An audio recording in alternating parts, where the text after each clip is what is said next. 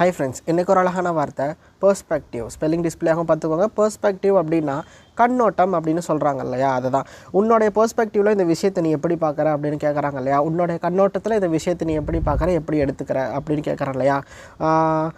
அவங்களுடைய கண்ணோட்டத்தை பொறுத்து அந்த விஷயங்கள் அமையுது அப்படின்னு சொல்கிறாங்க இல்லையா. ஸோ அவங்களுடைய பெர்ஸ்பெக்டிவை பொறுத்து அந்த விஷயங்கள் அமையுதுன்னு சொல்கிறோம் இல்லையா. ஸோ அதுதான் கண்ணோட்டம் தான் பெர்ஸ்பெக்டிவ் அப்படின்னு சொல்கிறோம். சென்டென்ஸ் பாருங்கள், எதாவது சொல்லலாமா? whether the drawing is excellent or not depends on one's perspective. அந்த drawing எப்படி இருக்குன்றது வந்து அவங்களுடைய கண்ணோட்டத்தை பொறுத்து தான். ஓகேயா.